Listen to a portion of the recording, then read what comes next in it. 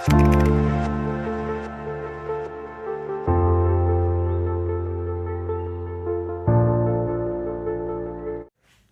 दोस्तों, कैसे हैं आप लोग। मैं उम्मीद करता हूं आप लोग बहुत अच्छे होंगे और तैयारी पे आपकी बहुत ज़ोरों शोरों से चल रही होगी। दोस्तों, मैं आपके सामने उपस्थित हूं करंट अफेयर अपडेट के साथ। समय हो चुका है 6:30 बज चुके हैं और अब आपका अपडेट है करंट अफेयर। ठीक है, आज की क्लास बहुत यूनिक क्लास है क्योंकि इसमें करंट अफेयर के साथ स्टैटिक को बहुत ज़्यादा योगदान दिया गया है।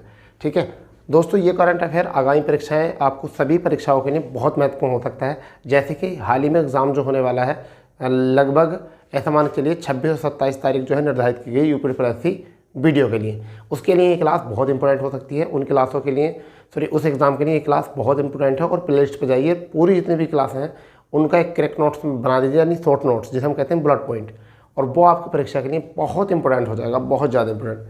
हम लगभग 10 क्वेश्चन से 10-11 क्वेश्चन से बात करते हैं डेली, यानी कि वो ऐसे क्वेश्चन होते हैं जिसमें हम स्टैटिक प्लस करंट अफेयर दोनों ऐड करते हैं। यानी कि 20 से 30 क्वेश्चनों में से हम ऐसा एनालिसिस करते हैं 10 क्वेश्चनों का जो आपको सीधे एग्जाम में मिलते हैं। आज तक का रिकॉर्ड रहा है हमारा कि हमने जब भी आपको करंट अफेयर बताया ऑफलाइन क्लासेस में, तो हमारा 90 से 95% करंट अफेयर फंसा है। ठीक है, इसका मतलब होता है आपको अच्छे तरीके से एनालिसिस करना। ठीक है, यही हमारा मतलब मुकाम है कि हम ऑनलाइन क्लासेस में भी इस चीज़ को एक बार दिखाएं, जज करें कि हम किस तरीके से एनालिसिस क्वेश्चन को करते हैं। तो चलिए, टाइम को बर्बाद ना करते हुए, टाइम बातें का सिलसिला चलता रहेगा, शुरू करते हैं। पहला क्वेश्चन क्या है, तो देखिए, एक बहुत ही सूची से हम कहते हैं फॉरवर्ड सूची। ठीक है भाई, तो जारी करता है फॉरवर्ड सूची। फॉरवर्ड सूची ने क्या है, दुनिया के सबसे ज़्यादा कमाने वाले शीर्ष खिलाड़ियों की सूची जारी की है 2023 में। ठीक है, 10 खिलाड़ियों की सूची जारी होती है, परंतु हमें 3 याद रखने हैं। हमें जो केवल 3 याद रखने, यही होता है टैलेंट। यानी क्या होता है, आपको स्मार्ट स्टडी करनी है, हार्ड स्टडी नहीं करनी। तो हमें क्या करना है, केवल 3। कुछ बच्चे 10 के 10 याद किएंगे, तो ये गलत है, बिल्कुल ये गलत अप्रोच होती है। हमें क्या करना है, केवल 3 ही याद रखने हैं। सबसे पहले क्या याद रखना है, देखिए, रोनाल्डो है, मेसी है और एक आपका किलियन एम्बापे है। एम्बापे तो क्या है, एक तो रोनाल्डो है, मेसी है और किलियन एम्बापे। तो आपको याद रखना है रोनाल्डो नंबर 1 पर कौन है, रोनाल्डो है। नंबर 2 पर कौन है, मेसी। और नंबर 3 पर क्या है, किलियन एम्बापे। ठीक है भाई, इनकी जो सूची की बात करें तो $136 मिलियन है, $130 मिलियन है, $120 मिलियन। ये तो क्वेश्चन इंपॉर्टेंट है ही इतने, परंतु और भी क्या इंपॉर्टेंट क्वेश्चन हो सकते हैं। समझिए क्या इंपॉर्टेंट हो सकते हैं कि इसमें जो है, अगर हम बात करें रोनाल्डो फुटबॉल से, मेसी फुटबॉल से ही है, क्योंकि फुटबॉल में बहुत पैसा मिलता है। फुटबॉल का खेल जो होता है उसमें बहुत ज़्यादा पैसा होता है, यानी ज़्यादा इनकम जो है वो फुटबॉल में, इस वजह से इनकी जो है यानी कमाई ज़्यादा है। अगर बात करते हैं पुर्तगाल की, देश भी पूछ लिए जाते हैं कि रोनाल्डो का संबंध किस देश से है, आपको पता होना चाहिए, ऐसा क्वेश्चन पूछेगा आपसे। ठीक है जी, फिर पूछ सकता है मेसी किस खेल मतलब किस देश से संबंधित है, तो ये आपके अर्जेंटीना से, और ये जो है आपके किससे हैं, फ्रांस से। ठीक है, तो फ्रांस से हैं, फ्रांसीसी हैं, इस तरीके से हमें क्वेश्चन याद कर लेना। ठीक है भाई, अब बात करते हैं, क्वेश्चन है ये बहुत बढ़िया मोस्ट है। फेम इंडिया योजना 2015 में शुरू की गई थी, तो आप 2023 में क्या करेंगे इसका, हम बताएंगे भी क्या है। तो 2015 मंत्रालय कौन था, भारी उद्योग मंत्रालय, यानी भारी उद्योग मंत्रालय ने जो है ये शुरू की थी फेम इंडिया योजना 2015 में। ठीक है, इसका उद्देश्य क्या होता है, इसका उद्देश्य इलेक्ट्रॉनिक वाहनों का उत्पादन को प्रोत्साहित करना, पहला उद्देश्य। फिर 2030 तक कुल परिवहन का लगभग 30% ईवी रूपांतरण, इलेक्ट्रिक व्हीकल्स में परिवर्तन, कब तक, 2030 तक कुल परिवहन का 30%। फिर चरण 1 जो शुरू किया था 2015 शुरू किया गया था, 2090 तक 19 तक चला था। चरण 2 जो था वह 2019 से 2022 तक चला था। अब जो हम पढ़ने वाले वो ये करेंगे हैं कि चरण द्वितीय जो चरण जो था, ये जो चरण था हमारा 2022, इसको जो है 31 मार्च 2024 तक बढ़ा दिया। करंट अफेयर यहाँ से, यानी कि फेम इंडिया योजना का उद्देश्य इलेक्ट्रिक वाहनों का उत्पादन करना, उसको प्रोत्साहित करना अपने भारत में। ठीक है, स्वदेश के। अब यहाँ पर क्या है कि 31 मार्च 2024 तक इसको बढ़ा दिया गया है चरण द्वितीय को। इसमें स्टेप 1 में क्या था, मांग निर्माण की बात कर रहे हैं, पायलट परियोजना की बात करेंगे, प्रौद्योगिकी मंच की बात करेंगे और चार्जिंग इंफ्रास्ट्रक्चर की बात करेंगे। और चरण 1 में जो थी 427 चार्जिंग स्टेशन की बात की गई थी, जबकि स्टेप 2 में अगर हम जाएँ, चरण 2 जिसे बोलते हैं, 27 चार्जिंग स्टेशन, प्रत्येक 2 किलोमीटर में एक चार्जिंग स्टेशन होना चाहिए, और 10,000 करोड़ रुपए का बजट इसमें किया गया है। तो ये हैं हमारे 2 क्वेश्चन, बहुत इंपॉर्टेंट क्वेश्चन हैं दोनों के दोनों, आप इनको नोट कर लेंगे अच्छे से। ठीक है भाई, दोनों को नोट कर लेंगे अच्छे से, या तो स्क्रीनशॉट ले ले करो या फिर हैंड टू हैंड नोट करते रह करो। ठीक है भाई, चलिए, करंट अफेयर में ज़्यादा टाइम ना लिया करो, क्योंकि करंट अफेयर में ज़्यादा टाइम लोगे तो आपका जो जीएस है और कहाँ जाएगा। 1-1.5 घंटा आप करंट अफेयर में लगाते हो, तो ये गलत है बिल्कुल। आपको 30 से 35 मिनट करंट अफेयर में लगाने चाहिए केवल, और उसी पर काम करना चाहिए। ठीक है, क्योंकि डेली का काम है ये आपका। ठीक है, अब बात करते हैं हम तीसरा क्वेश्चन है हमारा कि दिल्ली हाई कोर्ट के पूर्व जज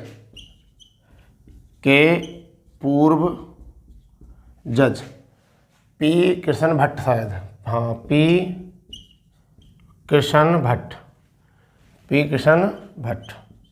ठीक है, को क्या करा गया है, भारतीय बास्केटबॉल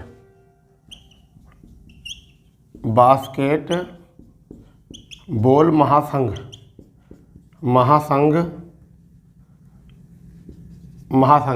का क्या बना दिया गया है, अध्यक्ष बना दिया गया है, अध्यक्ष चुना गया। किसे चुना गया है, ये पी कृष्ण भट्ट को चुना गया है। कौन है ये दिल्ली हाई कोर्ट के पूर्व जज है, ठीक है, और क्या बनाया गया है, इनको बास्केट महासंघ का अध्यक्ष बनाया गया है। अगर हम बात करें भारतीय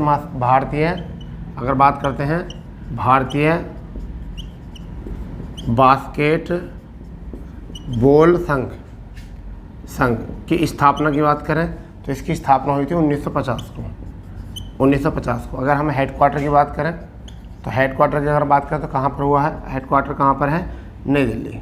हेडक्वार्टर कहाँ है, नई दिल्ली, ठीक है। अध्यक्ष तो अब आपके हो चुके हैं, अध्यक्ष कौन हो चुके हैं, अध्यक्ष आपको पता चल चुका है वो कौन हो चुके हैं, पी कृष्ण भट्ट हो चुके हैं। तो ये भी आपको स्टैटिक में भी याद रखना है, ठीक है, कवर करो इसको। यानी दिल्ली हाई कोर्ट के पूर्व जज जो हैं पी कृष्ण भट्ट भारतीय बास्केटबॉल महासंघ के अध्यक्ष बन गए हैं, ठीक है। भारतीय बास्केटबॉल संघ 1950 में स्थापित किया गया था। हेडक्वार्टर जो है वो नई दिल्ली में है, ठीक है, और अध्यक्ष जो है वो कौन है, पी कृष्ण भट्ट है भाई। क्लियर इतनी बात, चलिए नोट कर लो, इसको नोट करो बहुत जल्दी से, ठीक है।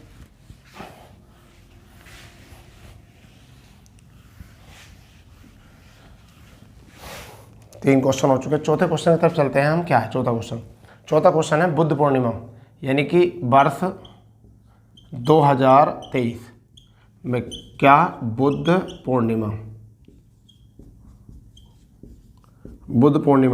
कब मनाई गई, 5 मई दिन की अगर हम बात करें तो शुक्रवार,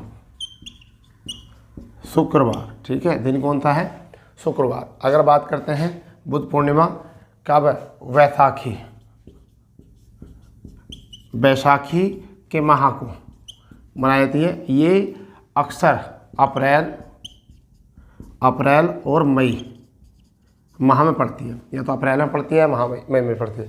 अब बात कर लेते हैं इसके किसके लिए हैं, ये बुद्ध के। अब बुद्ध का जन्म जो हुआ था वो हुआ था 563 BC में। अगर मृत्यु की बात करें, महापरिनिर्वाण जो करा गया वो किया गया 483 BC में, ठीक है। स्थान क्या है, ये स्थान जो है वो कहाँ पर है, लुम्बिनी यानी कि नेपाल, जन्म जो हुआ, ठीक है। अगर हम बात करें मृत्यु की, कुशीनगर में मृत्यु हुई, इतनी बात याद रखनी है। अगर विवाह की बात करें इनकी तो विवाह जो हुआ था वो किससे होता है, यशोधरा से विवाह हुआ था, यशोधरा से, ठीक है। पुत्र कौन था, राहुल पुत्र था। पिता कौन थे, शुद्धोधन। पिता कौन थे, शुद्धोधन। माता कौन थी, महामाया या माया देवी। ये कौन थी, माता। पिता कौन थे, शुद्धोधन। इतनी बात हो गई है। अगर हम बात करें संप्रदान की, यानी कि संप्रदाय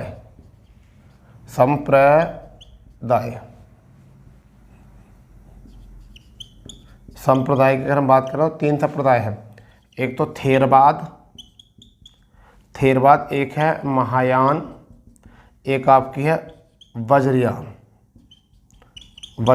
ये भी 3 संप्रदाय याद रखनी है, ठीक है। अगर बात करें विष्णु के अवतार, किसके, विष्णु के अवतार हैं बुद्ध, ये भी याद रखना। तो कितना स्टैटिक हो चुका है, इसको कवर करो। कितना स्टैटिक हो चुका, कवर करो, जल्दी नोट करो। ऐसा बताने को तो बहुत कुछ था, तो पूरा गौतम बुद्ध को पढ़ा देते हैं हम यहाँ से, परंतु यहाँ हमें गौतम बुद्ध से पढ़ाना नहीं, केवल उस बात को क्या है, थोड़ा सा जो है याद रखना है, केवल याद कराना है आपको थोड़ा बहुत, ठीक है भैया, थोड़ा बहुत जो है आपको याद कराना है और कुछ नहीं। तो देखो नोट कर लिया होगा आप लोगों ने। तो क्या है, वर्ष 2023 में बुद्ध पूर्णिमा जो है 5 मई शुक्रवार को मनाएगी। वैशाख माह मनाई जाती है, अप्रैल और मई में आती है अक्सर। ये संप्रदाय जो है थेरवाद, महायान, वज्रयान, विष्णु का अवतार माना जाता है। विवाह यशोदा से हुआ था। राहुल मतलब पुत्र थे राहुल, पिता थे शुद्धोधन और माता थी माया देवी। ठीक है, बुद्ध का जन्म 563 बीसी में हुआ था। मृत्यु जो हुई थी 483 बीसी में हुई थी। लुम्बिनी नेपाल में इनका जन्म हुआ था। कुशीनगर में इनकी मृत्यु हुई थी। अगर बात करें पाली भाषा में उपदेश दिए थे, कौन सी भाषा में उपदेश दिए थे? पाली भाषा में। ठीक है, पाली भाषा में उपदेश दिए थे। अगर बात करें सबसे पहले जो उपदेश दिया था वो कहाँ पर दिया था? ठीक है, वो कहाँ पर दिया था? सोमनाथ में, सोमनाथ। ठीक है, पहला उपदेश दिया था यहाँ पर। ठीक है भाई, हो गया यहाँ तक। चलिए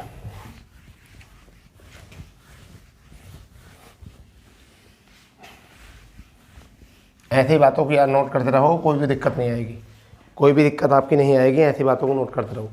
ठीक है भाई, अब बात करते हैं नेक्स्ट क्वेश्चन। पांचवा जो है, पांचवा क्वेश्चन जो है वो ओलंपिक पदक, ओलंपिक पदक विजेता, ओलंपिक पदक विजेता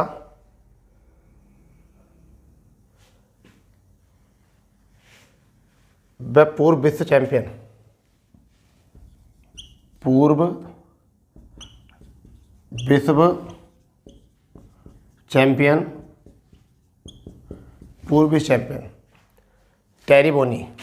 टोरी बोनी। ठीक है भाई, टोरी बोनी का जो है वो क्या हो चुका है? निधन। ये टोरी बोनी कहाँ की? अमेरिका की। अमेरिका का क्या हो चुका है? 32 वर्ष की उम्र में, 32 वर्ष की उम्र में क्या हो चुका है? 32 वर्ष की उम्र में हो चुका है निधन। क्या हो चुका है जी? निधन हो चुका है। देखिए ठीक, अब बात करें क्या है? धावक क्या थी? धावक। और कितने की? 100 मीटर की, 100 मीटर की धावक थी। अगर बात करें 2016 में, 2016 में इन्होंने रियो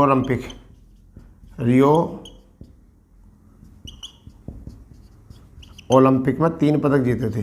3 पदक जीते थे। याद दिलाने वाली बात यह है। 2017 में अगर हम बात करें तो विश्व चैंपियन, 2017 में क्या बनी थी? विश्व चैंपियन। क्या बनी थी? विश्व चैंपियन बनी थी 2003 में। ठीक है, इतनी थोड़ी सी याद रखनी है इनकी। ओलंपिक पदक विजेता, पूर्व विश्व चैंपियन टोरी बोनी, अमेरिका के 32 वर्ष की उम्र में निधन हो गया। धावक थी 100 मीटर की। 2016 में रियो ओलंपिक में इन्होंने 3 पदक जीते थे। कितने? 3 पदक। अगर 2017 की बात करें तो विश्व चैंपियनशिप इन्होंने यहाँ पर जीती थी। ठीक है भाई, हो गया क्लियर? बताओ हो गया ना? हो गया क्लियर? ठीक है, चलिए नेक्स्ट में देखते हैं क्या है। बहुत पुर्जीदा करना है, करंट अफेयर कम समय में करना है आपको। ठीक है, छठा प्रश्न क्या है? छठा प्रश्न है SCO यानी कि संघीय सहयोग संगठन, संघीय सहयोग संगठन के सदस्य देशों के विदेश मंत्रियों की बैठक गोवा में आयोजित और कब? 4 मई से 5 मई। और मेज़बान कौन है? मेज़बानी कौन कर रहा है? भारत। मेज़बानी कौन कर रहा है? भारत। ठीक है भाई, मेज़बानी कौन कर रहा है? भारत कर रहा है। ठीक है, अब बात आती है इसकी स्थापना की, CSO की। SCO की स्थापना अगर 2001 की बात करें, संघई में हुई थी। कब हुई थी? संघई में हुई थी, चीन। ठीक है, संघई चीन में हुई थी इसकी स्थापना। ठीक है भाई, अब इसमें जो पार्टिसिपेट कर रहे हैं, उद्घाटन किन्होंने किया है? उद्घाटन कर रहा है S जयशंकर, विदेश मंत्री भारत के। एस जयशंकर ने उद्घाटन किया है इसका। ठीक है, अगर हम बात करें यहाँ पर मतलब सदस्य देश, तो सदस्य देश कौन है बेटा? यहाँ पर भारत है, पाकिस्तान है, चीन है, भारत पाकिस्तान चीन, रूस है, भारत पाकिस्तान चीन रूस। ठीक है, भारत पाकिस्तान चीन रूस। ठीक है। और इसके बाद में तजाकिस्तान,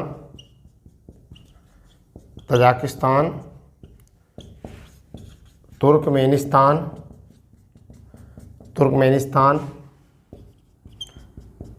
कजाकिस्तान और उज्बेकिस्तान। ये तो हो गई। पर्यवेक्षक देश जो है वो कौन है?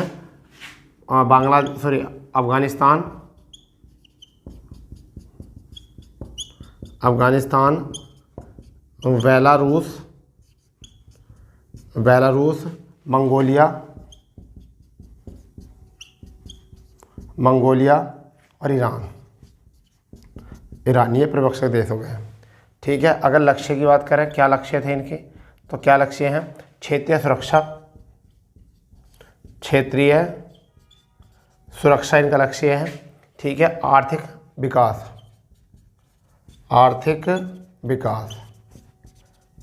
विकास इसका लक्ष्य है। तो क्षेत्रीय सुरक्षा, आर्थिक विकास इसका क्या है? लक्ष्य है, ठीक है भाई।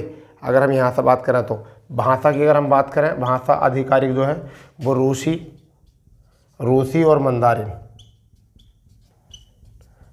भाषा है। कुछ लोगों ने अंग्रेजी भाषा का भी दबदबा बनाया था।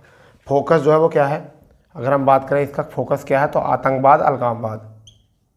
आतंकवाद इसका फोकस है, ठीक है जी, आतंकवाद अलगाववाद। विस्तार की अगर हम बात करें, तो 2017 में भारत और पाक को पूर्ण सदस्य बना दिया था। अब बताओ कितनी बात होगी यहाँ से? अब बताओ तुम क्या होने वाला है? इसे नोट करो, जल्दी नोट करो इसको, फिर एक बार रिवाइज करते हैं इसको। जल्दी नोट करो, मैं इतना वीडियो देख लूँ आपकी चल रही है नहीं चल रही है, क्लास चल रही है आपकी, हो रही है नहीं हो रही है, ठीक है भाई, बढ़िया चल रहा बिल्कुल। देखिए क्या है, SCO सदस्य देशों की विदेश मंत्रियों की बैठक हुई है, वो कहाँ पर हुई? गोवा में। उसकी उद्घाटन जो करा वो एस जयशंकर ने किया है। 4 से 5 मई के बीच मेजबानी भारत कर रहा है। 2001 में इसकी संघई में चीन में स्थापना हुई थी।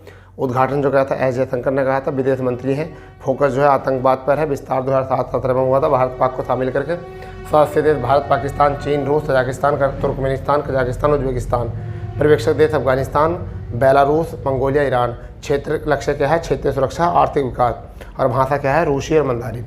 इतनी बात आपको यहाँ से समझ में आ जानी चाहिए, ठीक है भाई, समझ में आ जानी चाहिए इतनी बात। और कोई बात अगर हो तो बताइए, ठीक है। चलिए, घबराने वाली बात नहीं है, सारा कवर कर लोगे आप यहाँ से, ठीक है। डेली के आपके 10 क्वेश्चन भी करंट अफेयर के आप कवर करते चले गए ना, तो मौज आ जाएगी आपकी। और ऐसे क्वेश्चन जो सीधे एग्जाम में मिलेंगे, बिल्कुल सीधे एग्जाम में मिलेंगे, टेंशन ना लो, ठीक है। चलिए 7वें क्वेश्चन की तरफ चलते हैं, पहले इनके डाल लेते हैं, ठीक है भाई।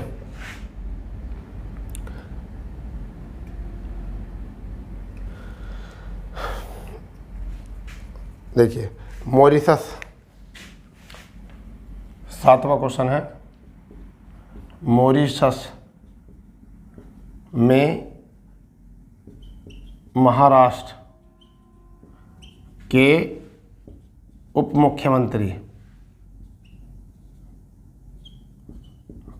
मुख्यमंत्री देवेंद्र फडणवीस कौन है? देवेंद्र फडणवीस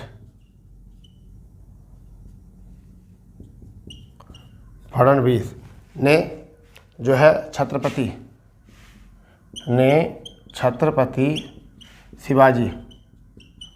शिवाजी महाराज की प्रतिमा का अनावरण किया। ये याद रख लेना, ठीक है भाई, प्रतिमा का अनावरण किया। अगर हम यहाँ बात करें मॉरिशस के राष्ट्रपति की अगर हम बात करें मॉरिशस के, तो वो कौन है? पृथ्वी राजिंग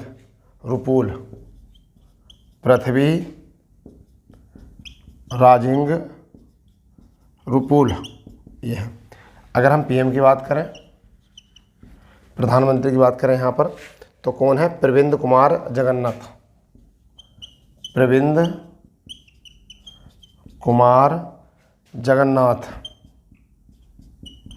जगन्नाथ, ये है इसके। अगर हम मुद्रा की बात करें, मुद्रा तो रुपया है, मॉरिशस रुपया। अगर राजधानी की बात करें, राजधानी जो है पोर्ट लुई, लुइस नहीं, पोर्ट लुई। लो जी, हो गया कवर, कर लिया कवर।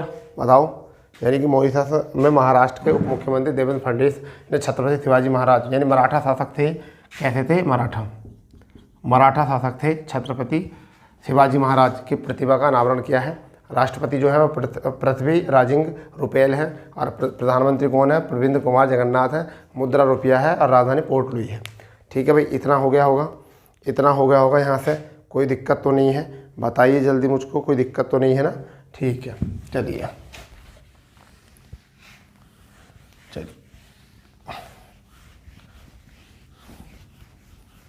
चलो 8वां प्रश्न देखते हैं। 8वां प्रश्न, नेपाल ने ACC पुरुष प्रीमियम लीग कप UAE को 7 विकेट से हराकर जीता। तो ये तो जीत लिया। अब इसने एक और काम कर लिया है, इनने एशिया कप के लिए, यानी कि एशिया कप 2023 के लिए क्वालिफाई भी कर लिया है। क्वालिफाई भी कर लिया है। क्यों? क्योंकि ये सितंबर में होगा ये कप। प्रयोजन कब होगा? प्रयोजन सितंबर में होगा। और ग्रुप ए की टीम यानी कि भारत, पाकिस्तान और नेपाल रहेंगे। इनके साथ ये पार्टिसिपेट करेगा भैया। ठीक है, ये बात याद रखनी है। ठीक है, ग्रुप ए में जो है, ठीक है, सितंबर में होगा ये आपका। इतनी बात आपको यहाँ से याद कर लेनी है। इन्हें किसको हराया है? यूएई को हराया है। कितने विकेट से हराया है? 7 विकेट से हराया है। और किस प्रतियोगिता जीता है? ACC पुरुष प्रीमियम लीग को जीता है। और एशिया कप जो 2023 में होने वाला है उसका क्वालिफाई कर दिया उसके लिए उन्होंने। अब ये इसमें भी भाग लेगा। क्लियर? बताइए। ऐसे ही होता है करंट अफेयर। जल्दी आप नोट करते रहो, क्योंकि इतना ज़्यादा टाइम लगाओगे तो बेकार हो जाओगे यहाँ से। ठीक है भाई। अब देखिए, भारत के जो है 9वां क्वेश्चन है, भारतीय मूल के एक व्यक्ति हैं जिनका नाम है अजय बंगा को विश्व बैंक का अध्यक्ष चुना। पहली बात, इन्होंने डेविड माल्स का स्थान लिया। दूसरी बात, ये 2025 तक रहेंगे। ठीक है, 2025 तक ये रहेंगे। इतनी बात याद रखनी है, 2025 तक ये रहेंगे। ठीक है। और अगर बात आती है यहाँ पर, तो इनका जो है लगभग, अगर हम बात करें 4 घंटे जो है इनका इंटरव्यू चला था, क्योंकि वहाँ पर जो होता है ना, इंटरव्यू से होता है। तो लगभग अगर हम बात करें 25 सदस्य वाली टीम ने जो है क्या करा है, इनका इंटरव्यू लिया है। क्या लिया है? इंटरव्यू भैया? इंटरव्यू लिया है इनका, और उसमें जो हो चुके हैं सफल। ठीक है, जब जाकर इनको जो है बनाया गया अध्यक्ष। अब बात कर लेते हैं, बात करते हैं विश्व बैंक की। ठीक है, स्थापना जुलाई 1944। कौन सा सम्मेलन था भाई? जल्दी बताओ, कौन सा सम्मेलन था? Bretton Woods. क्या था? ब्रेटन वुड्स सम्मेलन था। ब्रेटन वुड्स सम्मेलन हुआ था कब? द्वितीय विश्व युद्ध की तकनीकी के बाद ये हुआ था सम्मेलन। ठीक है। और संस्थापक जो है वो कौन है? John Monod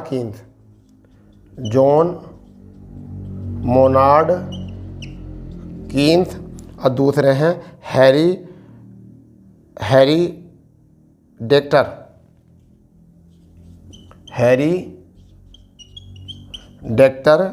Keynes. इन्होंने इसकी स्थापना की थी। जॉन मोनार्ड कीन्स और हैरी डेक्टर कीन्स, इन्होंने इसकी क्या करी थी? इन्होंने करी थी इसकी मतलब स्थापना। अगर हम बात करें इसके सदस्य देश कितने हैं, अगर इसके सदस्य देश की अगर बात करें तो कितने हैं 189, ठीक है 189। इसका हेडक्वार्टर की अगर हम बात करें तो Washington DC, District of Columbia, Washington DC, District of Columbia. इतनी बात याद रखो यहाँ से क्वेश्चन से। बनाओ इस क्वेश्चन को सही से, बनाओ जल्दी। क्या था देखिए, यह भारतीय मूल के अजय बंगा को जो विश्व बैंक का अध्यक्ष चुना गया है, ठीक है। डेविड माल्स का स्थान लिया है इन्होंने, 2025 तक रहेंगे। अब 25 सदस्य की टीम ने इनका इंटरव्यू लिया है, जब जाके पास हुए हैं। सदस्य जो है 189 है, हेडक्वार्टर वाशिंगटन DC। विश्व बैंक जुलाई 1944 में बनी थी। द्वितीय विश्व युद्ध की मंदी को खत्म करने के लिए जॉन मोनार्ड कीन्स और हैरी डेक्टर कीन्स ने इसकी करी थी ब्रेटन वुड्स सम्मेलन के दौरान। ये बात माइंड में रख लीजिए, ये बात जो है माइंड में रख लीजिए भाई, ये ज़रूरी है, ज़रूरी है बात माइंड में रखनी, ठीक है। अगर माइंड में नहीं रखोगे तो कब का रखोगे, ये बात माइंड में रखनी पड़ेगी आप लोगों को, ठीक है भाई। चलिए इसके बाद में बात करते हैं हम। इसके बाद में अगर हम बात करते हैं तो अगला जो क्वेश्चन बन जाएगा वो थोड़ा सा एक पेचीदा क्वेश्चन है। वो क्या है, राष्ट्रीय विनिर्माण द्वारा, यानी कि 10वां क्वेश्चन जो है वो क्या है, राष्ट्रीय विनिर्माण, राष्ट्रीय विनिर्माण नवाचार सर्वेक्षण, नवाचार सर्वेक्षण 2023 में। तो पहला कर्नाटक को जो है वो सबसे, कर्नाटक को जो है सबसे अभिनव राज्य घोषित किया है, राज्य नंबर 1 पर अभिनव राज्य। दूसरे नंबर पर जो है तेलंगाना, दूसरे नंबर पर कौन है, तेलंगाना। तीसरे नंबर पर जो है वो तमिलनाडु, ये भी याद रखना। दूसरे पर कौन था, तेलंगाना। तीसरे पर क्या, तमिलनाडु, ठीक है भाई। अगर हम बात करें यहाँ से तो ठीक है भाई, अगर हम बात करें यहाँ पर, ये तो हो गया बात असम को छोड़कर, असम को छोड़कर ये नवाचार का स्तर पूर्वोत्तर राज्यों में कम है, पूर्वोत्तर राज्यों में कम है, ठीक है भाई, पूर्वोत्तर राज्यों में कम है। भारत का पिछले वर्ष यानी कि 2022 का सूचकांक जो था, भारत का जो था 132 में, भारत की रैंक जो थी वो 132 में कौन सी थी, 40वां स्थान था। कौन सा स्थान था, 40वां नवाचार में। कितने में से, 132 में से, ठीक है भाई, 132 में से ये था इसका। अगर हम यहाँ से बात करना चाह रहे हैं तब, ठीक है। इस बात को जो है आप नोट कर लीजिए, जल्दी से नोट कर लीजिए। सबसे अभिनव राज्य जो बनाया हुआ, किसको बनाया है, कर्नाटक को। तेलंगाना दूसरे नंबर पर, तमिलनाडु तीसरे नंबर पर। असम को छोड़कर नवाचार का स्तर जो है पूर्वोत्तर राज्यों में सबसे कम रहा है, ठीक है। 2022 में 40वां स्थान था इसका। कौन सा स्थान था, 40वां स्थान था। क्लियर इतना, ठीक है। अंतर्राष्ट्रीय अग्निशमन दिवस जो है कब मनाया था, तो इतना भी याद रखना। इस क्वेश्चन को 11वें क्वेश्चन को बना लो। अंतर्राष्ट्रीय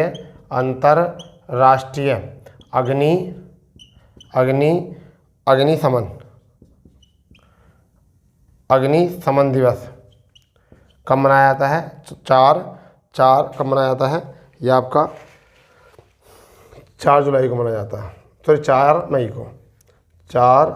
मई को मनाया जाता है। इतना याद रख लो, ठीक है भाई, इतना याद रख लो। फिर है पोलाव रापू, 12वां क्वेश्चन क्या है, पोलाव